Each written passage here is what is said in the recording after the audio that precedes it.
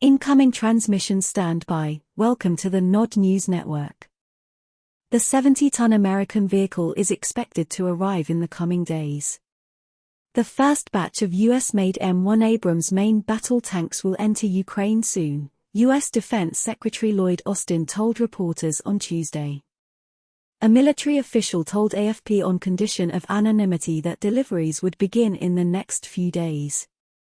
"I am pleased to announce that the M1 Abrams tanks that the United States previously pledged will soon enter Ukraine," Mr. Austin said at a meeting of the Ukraine Defense Contact Group in Germany.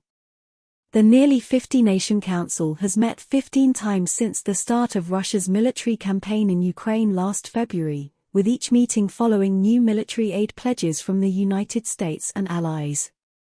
Citing an unnamed U.S. military official, AFP news agency reported that the first Abrams tanks will arrive in Ukraine in the coming days and the process is expected to be completed within a few weeks. The tanks will be equipped with depleted uranium ammunition, a toxic ammunition whose use has been condemned by the United Nations.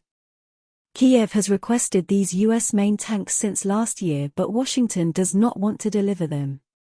Last January, Pentagon officials told the Washington Post that Abrams tanks were too fuel-hungry and unreliable for the Ukrainian military to use them effectively. After saying it would take more than a year to equip Kiev with the latest M1A2 tank variant, Pentagon spokesman Pat Ryder said in March that older M1A1 models would be repaired in Germany and shipped to Ukraine before the end of 2023. The media in recent weeks have reported that 31 M1A1 models will be delivered in the fall. These tanks will arrive just before the end of Ukraine's combat season, meaning their impact on the current front line will likely be negligible.